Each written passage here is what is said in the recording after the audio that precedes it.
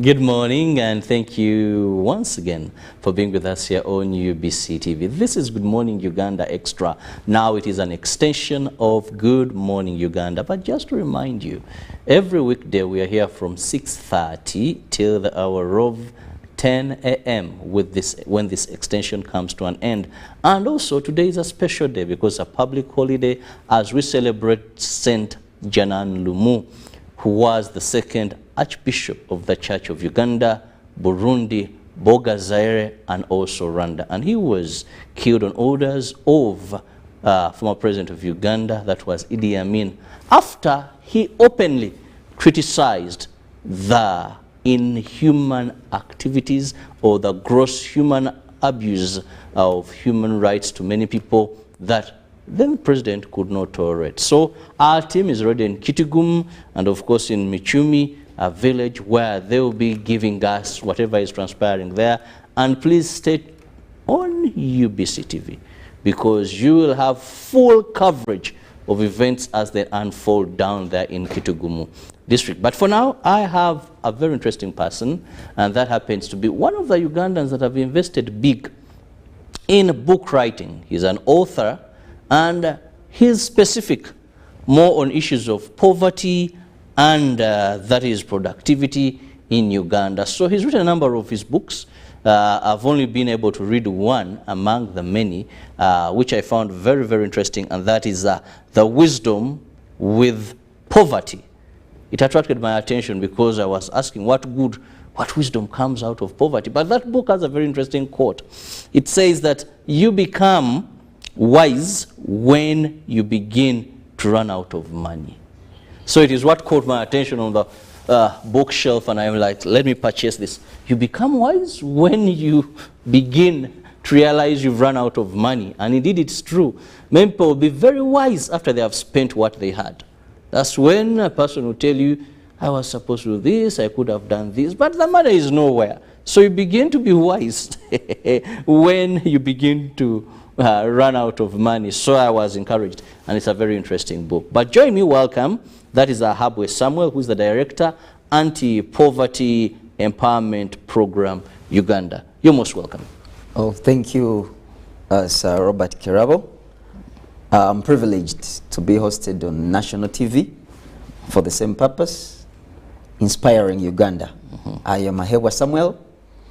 I am a motivational speaker, an author, and also consultant and entrepreneur. I have some businesses. Now, I want to ask you something very brief. People write about many things. I grew up reading a lot of novels, there's fiction, and all that. But why did you specifically decide to write? Almost all your books I've read. Maybe there are others I've not read yet. But they all look at one area, which is poverty eradication, poverty. Yes, problems. Well, in the first place, when I finished university in 2011, from Kumba University, I didn't really think I would write about problems. Actually, it was out of my idea to write on problems. But when I was at university, I always went in the problem section, social problem section. And the social problems, I saw the authors in the social problems were white. And I saw so much, I was so inspired by some good analysts who were analyzing about the problem of poverty. And I loved it so much. The analysis really showed me the reflection of our problem. And that inspired me personally to say, I think Africans, we are not writing about our problem. And that's how I set my mind when I was in the library. I think I should contribute to this section. Because I don't see writers here. Because most of the writing in our libraries are academic write-ups. Now, academic write-ups are not so good. are not so good because of the academic conditions and bureaucracy into the writing setup of academic work. So in that, with academic writers, you have to quote people. You have to quote, and that is a kind of, I would say, arrogant. Yes, it's arrogant in a way. Why should I have to quote someone? You know, and then you mark me and you say, aha, he has researched. No, the problem, the issue is they condition it on you must have read so many for you to really tell us your opinion, and which is nice. So I was very good at reading from S1. I was really, I loved reading, and I always found myself entertained when I read. So problems, how I came to this one, I didn't tell you, I ran for the office of mayorship, Kasese municipality, last election. Yes, I was third run-up, and my manifesto was focused on making the poor productive and making institutions synergy. How I came to arrive at that idea was inspired by Professor Peter Drucker, the father of modern management. He wrote a book on the age of discontinuity, which was advising countries, economies, institutions. He was giving recommendations on what has to be stopped. Because his ideology was, if you want to do something, you must stop doing certain things so that you give way to the new things, to do the new things. And that was his inspiration as a consultant. So he wrote on empowering the poor. He himself said, aid is not going to help help the poor countries catch up. I also read in the problem section in the library a book by Paul Collier, who is a World Bank researcher. Paul Collier actually is the best writer. He has the book titled The Bottom Billion, How the Bottom Billion Can Get Up. And one of the key issues he talked about, aid is not going to work. And when I was reading, and I also came across Nelson Mandela. He had the same idea. When you see, or Henry Ford also said the same idea, Henry Ford. You see, all these rich people are saying aid is not going to work. And I realized that there is a lot to be done. Knowledge. Africa must go through the era of knowledge and knowledge creation. We must create our own knowledge about our problems if we are going to help ourselves out. Now, that said, what is your driving force behind all these writings? Because I've never written a book, but one thing I know is people author for different purposes. Is this something you do for business? Because one, for Ugandans, if you want to hide anything, hide it in a book. Or if you want to write a topic and make money, usually it has to be something either about relationships or politics. You know, there it can work. I've not heard of any book that has sold local here than the mustard seed. It's political, it talks of even the new edition and all that is referred to, you know. Not say that other writers are not good, but at least that is a book anyone will easily refer to political. Yes. So politics in Uganda is one avenue that will make money. Things of relationships. When I usually go to bookshops to buy books sometimes, but I must confess I look for political books written by politicians, some philosophers also. So issues of poverty. Actually, your book caught my attention because I saw something. You become wise when you begin to run out of money. And that was just a first down. I said, wow, this can help in financial management for personal. So what drove you? I don't think here you're making money. I don't know. But with writing about poverty in Uganda, I don't think so. Oh, yes. There is always an economic purpose for everything we are doing. And we are economically selling something, or we are economically buying something, whether you know it, whether you don't know it. That is a fact you must know. We are in a capitalist economy. You are either buying something or you're selling something. A service or a good. Somewhere, somehow, money is going in, money is coming out of you. In 2012, that's when I wrote my first book. I wrote a book on HIV/AIDS. Now, I wrote on the abstinence. That the first one was the abstinence tool. I was advised by, I had started my motivational meetings in 2012, actually. The mayor of Entebbe municipality is the one who advised me to write something on HIV/AIDS, and he told me there is money. Was that Kawi? By then? Yeah, the Vincent de Paul. Oh, that's yes. so recent. Yes. So he told me there is money, because I had gone for an entrepreneur business lecture, because I did business administration, majoring in finance, banking, and insurance. So I started with entrepreneurial lectures, public lectures. And he told me, write something on HIV/AIDS. I was like, okay, there is money. Okay, let me write. When I went into it, really, HIV/AIDS didn't inspire me personally to write about HIV. I mean, the research, I said now. But I went there nevertheless, because he told me there is money. And did you make the money? Docket. Yes, and I wrote, I published 300 books. I sold them all. Wow. I sold them all. Schools, people were taking, institutions were taking, and those few people who were taking were giving me compliments. They're like, I love this topic. And they were inviting me in secondary schools. At university, I started an abstinence empowerment program also. Now you can, at university, to tell people abstain, but people would attend the meetings. And you see, so I saw there is a lot. And now from 2012, I decided to go back now to myself and do investment now, to direct my mind now. In what you feel you're passionate about. Now, because business. Yes, now I wanted business. Yes, because I wrote that book. I actually wrote 4 more editions. I went to the Ministry of Education, and they loved the book. So they have not yet bought the book. It's because of the, you understand how government works. They wait for the other national budget, and they delayed to get me on board to get the books. And I know very soon they will come for the book, because it is promoting abstinence, zero tolerance to HIV/AIDS. Now, it sold. It sold. I went to secondary schools, students were buying, you cannot imagine.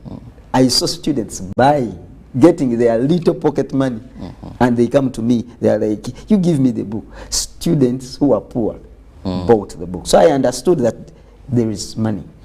So there is money, only that I have written 10 books. Actually, there are currently 12, a dozen, all on poverty. Now, the reason why I wrote on poverty is I saw poverty in my family, in my background. My father was one of those people who were loaded in my family. They are one of the first people who bought a vehicle, those times. So, but after, I want to tell you, the man died without money, died poor. So I was always asking myself when I was still young, how is it that this man who helped so many relatives and friends and all that died poor? There is a problem. So there is a Uganda saying that says nanyini mufu yakwata awawunya. Problem ownership is very important.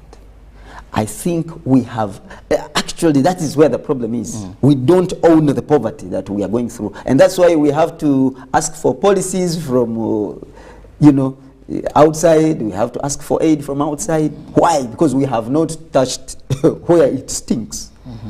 And this is the nature of poverty. Now, in this first edition, I quote Adam Smith, who is an economist who wrote on The Wealth of Nations.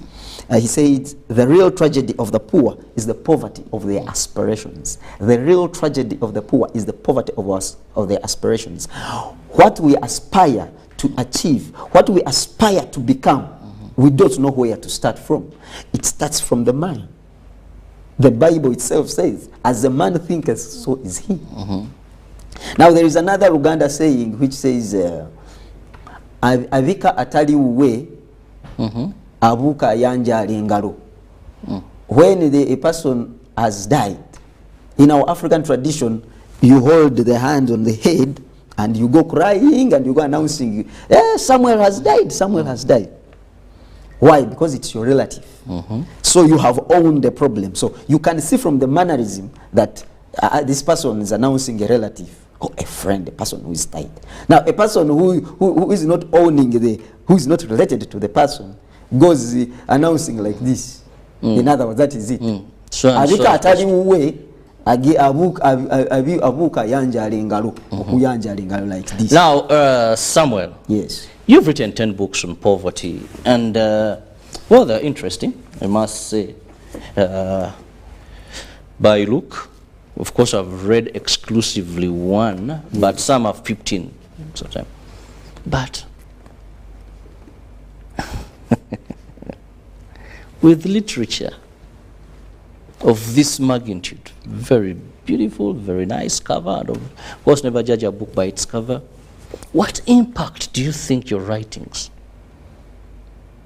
can be in the fight to eradicate, reduce poverty in this country? This is literature.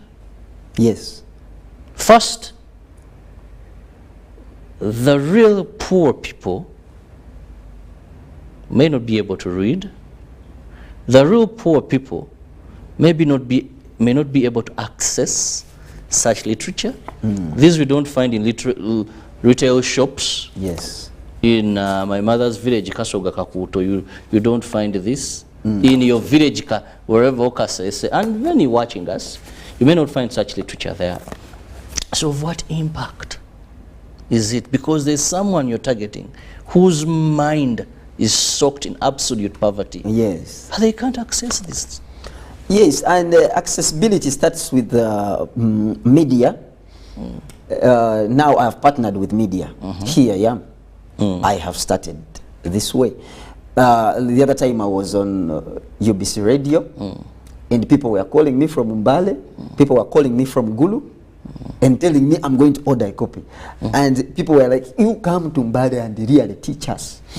The government has these knowledge dissemination programs through the Enterprise Uganda. Enterprise Uganda has been doing all this. And so, as the role of government, it is to get this kind of literature, and it puts them, yes, for free distribution. Yes, and as I told you, Nanyini Murambo, Yakwata Awaunya. Problem ownership has been researched as the only way that people develop the mental capacity to think right and also develop personal skills. Studies are there. We have done all this research, and this is what I put in all these books. So when we talk about problem ownership, we say you have got to own the problem to solve it locally, for you not to need another kind of intervention, a kind of aid, which again makes you dependent on the other person. You know, as I say, the borrower is servant to the lender. This is where the problem comes. So, because knowledge empowers people to own what they want to solve. Because everyone has got their own poverty. Now, that's when I wrote this whole book. This volume is very big. This volume is very big. Now, the second edition talks about, because when I wrote the other edition, I discovered that a poor person is not going to be told all the concepts here. Definitely. When I arrived on this quote, I love reading African sayings, all these. Yes, that's why you have heard me quote Uganda. You have all these sayings. You become wise when you begin to run out of money. That is when we start. You can see. When we lose a lot of money, NSSF loses money, that's when the government says, hey, we have to do things like this now. We are going to close this door. We are going to be wise now. Let us change the way we catch thieves, the way we... Why? It's because it has lost. So, if you had invested in knowledge first, you would not have lost. But loss is always there because we are in a human managed and a natural managed environment. Disasters come. COVID was here, and we all closed. So, in that time, what do? There are lessons. Actually, I am going to write on the lessons of COVID because that will be, I think, the 15th edition. And then you talked about you love reading politics and all that. And do you know why? It is the other same belief that talks about problem ownership. Because we think politicians own our problems. That's why you see the headlines are always there to attract us. Oh, you see a headline, Bobby Wine. You will see people standing to read. You see a headline, Vesige. People will stand to read. You will see a headline, Segrenya and who. Then you will see people coming to read. Because you think they own your destiny. Now, I quote Erich Fromm, he's a German psychoanalyst, who wrote about the nature of powerlessness. In 1934, he wrote an article. He's a psychoanalyst. And this is where we are talking about mindset change. Why is everyone talking about mindset change, mindset change, mindset change? But you cannot talk about change when you don't have the knowledge to which these people should change to. They should change from that, then so they go to where? And this is the whole knowledge. That's why I've written all these 13 books. Because there is this one, there is education. Do you know that education also is adding to our present poverty? Prolonged schooling is the major problem. Did you know that? So we are being taught to be poor. All this time you are in school, you are not practicing, you are not using your knowledge. You are coming from class to class. You are celebrating. You have seen people celebrating from PLOE. Now they are going to UCE, then USCE. At university, they are now Makerere. They are now eating parties here at Kingdom Kampala. But you are celebrating for doing nothing. You didn't achieve anything. You only achieved the paper. And that is nothing. You didn't achieve knowledge. Because knowledge comes from practice. There is one educationist in America who said, knowledge is yours to the extent to which you use it. So all the knowledge I have been getting since primary, you can imagine. Then I graduate without anything on the ground. That would be knowledge then. That was not knowledge. You were not using it. Well, and the more you use it, the more you own it.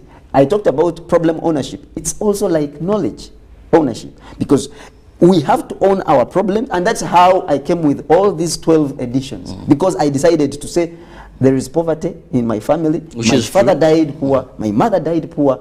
I am seeing other relatives dying poor. This must not happen with me. And it has generated all that understanding of the problem of poverty.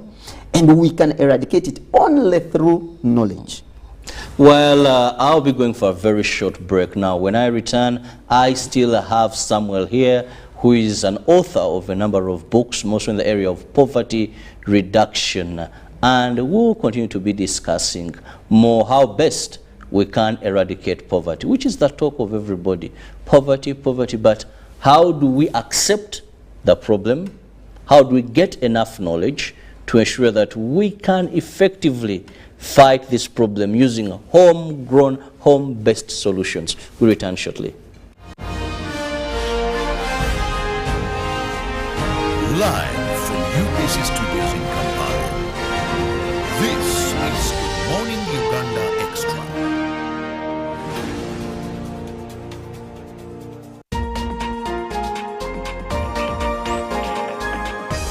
One-on-one with Michael Jordan Lukomwa. A weekly face-to-face conversation focusing on accountability, inspiration, information, and sensitization of the public from the various sources, such as inspirational profiles. Having a disability is not inability. Professional guidance. There is no special antiretroviral therapy that is given specifically for discordant couples. And of course, politics. Don't you see anywhere that you would give a credit in the fight against COVID? My role as the owner of the country is not to, be preoccupied by giving credit to my server. We have said that if we are to talk to General Museveni, there must be certain conditions in place. Is it true that you paid 5 million shillings to MPs that voted for Anita Monga and Tayebo? That is laughable. Why would we pay when we have nominated them as SEC? Every party has been represented in Uganda's parliament for 10 years. We own by one MP, you yourself. And my daughter, Susan. Every Friday 9 p.m. it's One-on-One with Michael Jordan Lukomwa on UBC TV, inspiring Uganda. Pick of the day on UBC.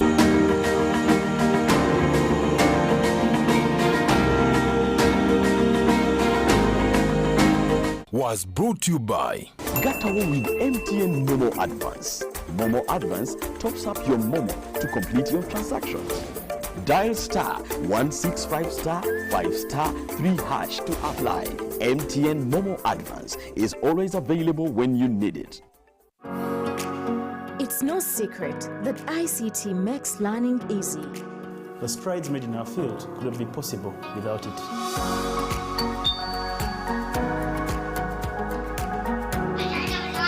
And now we can watch our favorite show. My radio is my best friend. UCC provides an enabling regulatory environment and policy guidance for healthy competition. We also facilitate ease of doing business in the communications sector through licensing, standardization, spectrum management, tariff regulation, rural communication development, and consumer empowerment. An informed consumer is an empowered consumer. UCC supports local content and innovations. Driving the development of a robust communication sector in Uganda is Uganda Communications Commission.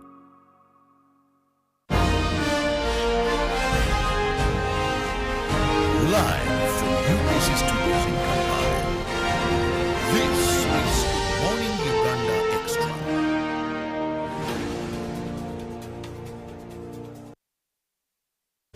Welcome back from that break, and thank you so much for being with us here on UBC TV. This is Good Morning Uganda Extra, and today I have an author who has specific interest in fighting poverty, and that is Ahebwa Samuel. In case you've just joined us, we are discussing the problem of poverty in Uganda. Now, I want us also to look at institutions, because I've seen a number of your books talking about institutions, the role of institutions, and I have a very interesting one, Making Institutions Work in Uganda. Now, Awakening the Cheetah Generation. And there's a very interesting quote here, or saying, it says, if the misery of the poor be caused not by the laws of nature, but by our institutions, great is our sin. Well, I thought if you're poor, blame it on yourself. You know?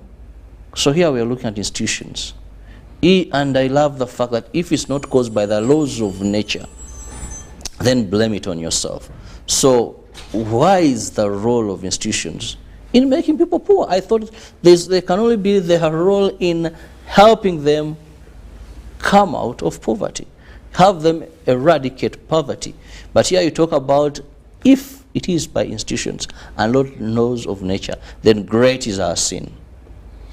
Yes, already when we were finalizing in the last bit, I think I told you, Mr. Kerabo, that the reason why you easily read newspapers than books, you are more interested in politics than books, is because you think politicians own their destiny. And that means that you are escaping from a responsibility of owning your problem. It means you have given up your power. You have let leaders, other people, own your destiny or determine your destiny, and that is the greatest danger That is the greatest danger. Now, the reason why I talk about the Cheetah Generation, I got that concept from one of the libertarians called Professor Dwight York. Sometime he came to Uganda here. He has been talking to us at university in several conferences and lectures. He talked about the Cheetah Generation is a generation which trusts in institutions. Then the Hippopotamus Generation is the generation which trusts leaders, individual people. Yes. God, I think in the Bible talks about we are our brother's keepers. But my friend, that does not work. That is not working. Why? Because it has become a politics. And as long as politics is here, somehow people are not going to own their problems. Because most of us, when we are campaigning, you give me your problems. Me, I will finish these issues. I will these issues of roads. Just go and report and go away. So this is the tragedy of the poor. Our aspirations are poor. You think when your uncle or your brother is elected mayor or you become rich. You can become rich. Never. Never. That's why we are suffering here. Now, yesterday we were talking about issues of Karamoja. Things were taken to their homes. Institutions are not working. Last time we were talking about NSSF scandal. You saw it. I think you have hosted several people talking about this issue. Oh, definitely. But NSSF scandals have been here. You remember Temangalo, you remember all these. Willing buyer, willing seller. Why? Why were those problems there? Institutions are not working. They are not accountable. They are hiring people who are poor.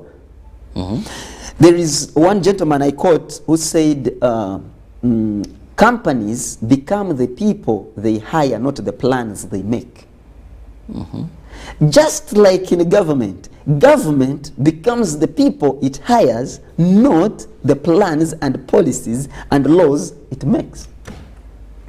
It's not the manifestos of NRM that the government is going. No, a government is going to become the people it hires. Now, when you hire from a populace which is poor, which does not own its problems, it's not going to be accountable still, even if you put it in government, even if you put it in police. They are not going to be transparent. They are not going to be sincere. And now in this book, I talk about the ideological change on page 220, which talks about the 7 national values. I got them from the national anthem. One of them is labor. You know, our love and labor we give. Labor we give. Now, when you see the problem of corruption, it comes from freebies. Means people want to get free things. So, not owning our problems also leads to laziness and idleness and disorderliness. That's why you see there is no accountability. People don't care to account for anything. That's why you will find the Karamoja staff going here, NSSF staff going here. The things are, so institutions are not working, and that's why Charles Darwin, an evolutionary scientist, says, if the misery of the poor be caused not by natural laws, not by the pandemic, you know, the COVID, Ebola, these earthquakes, if they don't be caused by natural laws, but by institutions, greater is our sin. We need to correct this sin. So if we are to correct this sin, number one, people, the people that we hire in institutions, the character, what values do they stand for? Most of us don't understand values. You see, Mahatma Gandhi talked about when he was elected the Prime Minister of India, they asked him, what is the one thing you're going to start with to change the course of India? He talked about 3 things. He said 3 things. 1, values. 2, values. 3, values. What are our national values?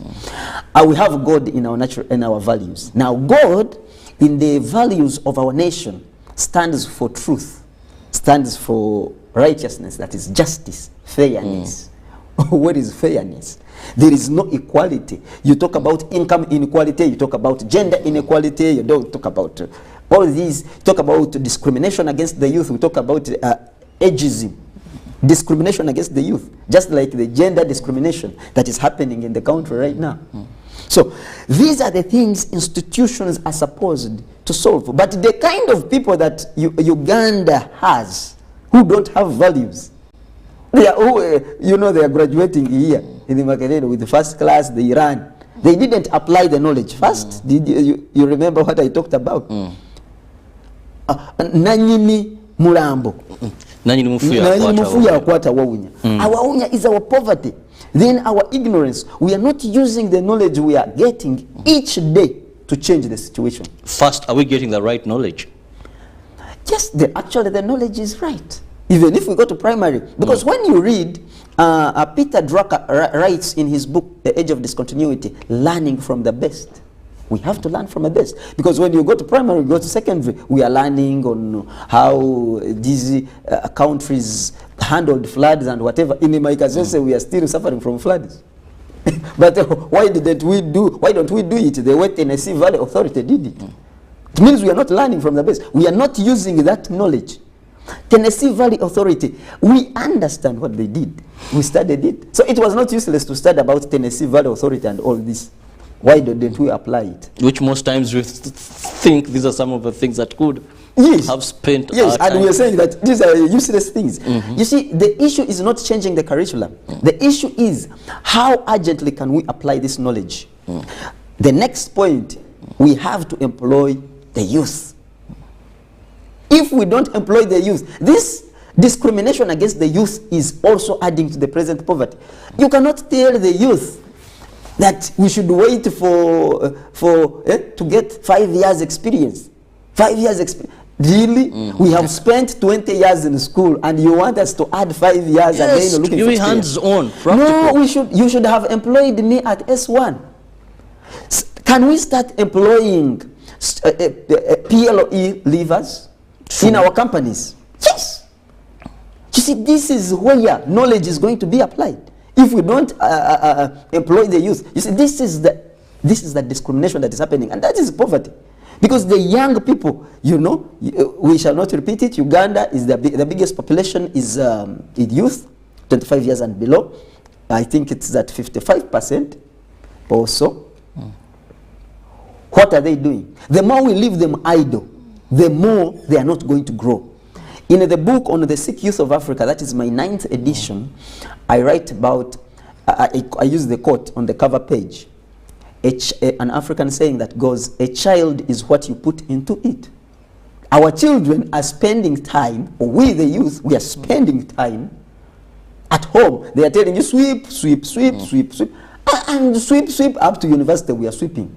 I mean, are we learning to be sweepers in the street? Yes. And that is the experience we have. And it is a tragedy that even our ideology, even we don't see that this is a problem. The youth has to be employed very early. Well, that said, you seem to have solutions. Yes, there are recommendations. All the books have recommendations. All the books have recommendations. Have recommendations. The recommendations chapter. But don't you think you are a lonely wolf, doing things and perceiving them as they would be, yet practically they are not? Because have you partnered with anybody? Have you caught attention of government? How do you want to further extend this? Because for me, sometimes I look at, I don't know if that's the right word. When you have information, but it can't trickle down to the person that it has to rescue. Because poverty is a cancer. Let me tell you, some of the people who live so much in town have not seen what poverty does. A young man of 20 can look 55. Sure. We have wasted generations because of alcohol. One time I was in a village very near here in Mitiana, and the youth who come to meet you, some smelling alcohol, by 1 p.m. they're already drunkards. The young girls that come, they're already mothers, having kids on their backs. Their livelihood, even, the problem with poverty, it even destroys the mind. Everything. Even when they make money, because an area where they grow out of potatoes, and they even export to Sudan. Yes. And tomatoes. Someone tells you, there they gave me 30 million. And I told you, yes, the man has the money in some Centenary or any other bank. No shoes, some funny shirt, still cherishing the house where he's staying, but he has money. So we can do so much talk, we can do so much writing, but as long as we can't get to that person and have them, that's the difference with Christianity. Talk about the born again community. They have gone down in every aspect. You'll find a church, that and that. So they have gotten. How do we break even to ensure that we reach that person? How are you doing that in any way? Or you've still failed to break through? Oh no, I have already broken through. You can say I'm on national TV. This is a government supervised national television. You're here today, tomorrow I won't have you neither next month. Yes, you're going to have me always. I tried, and I'm trying, because my first target was the members of parliament. So far, a good number of members of parliament I call every day, and I sit at Kingdom Kampala here.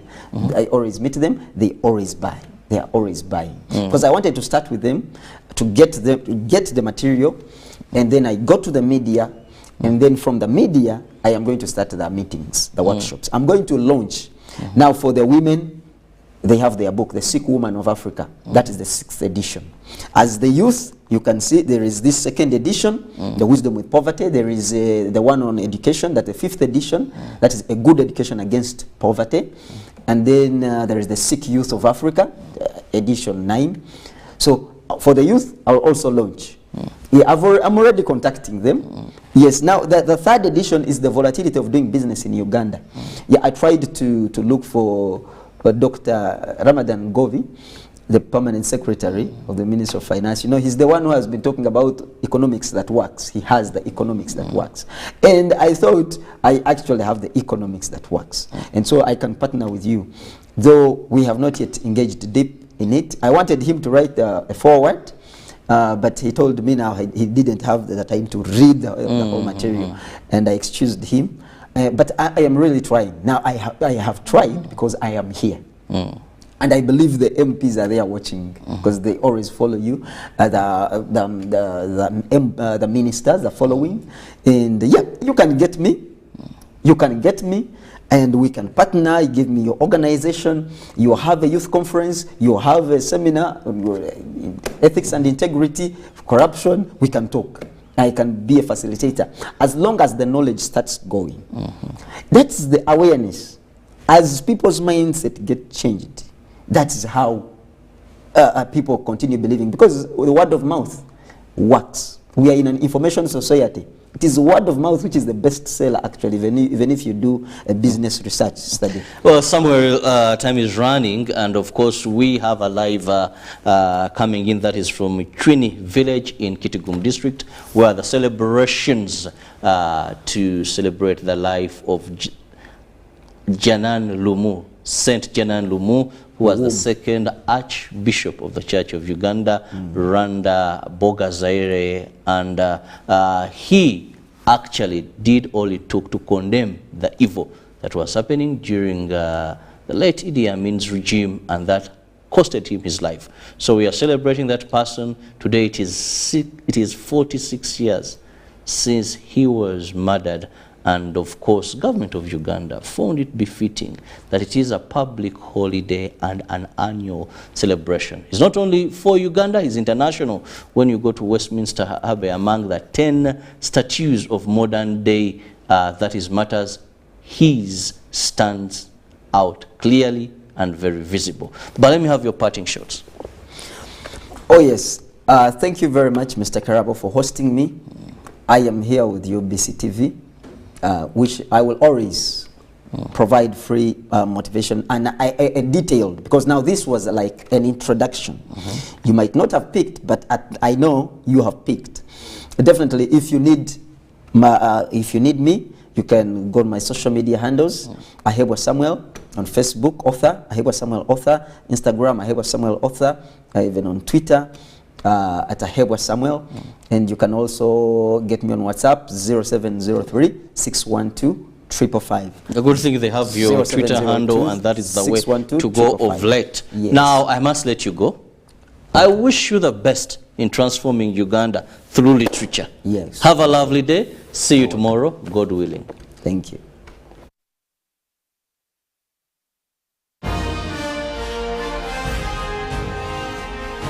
Live from UBC Studios in Kampala. This is Good Morning Uganda Extra. Pick of the day on UBC.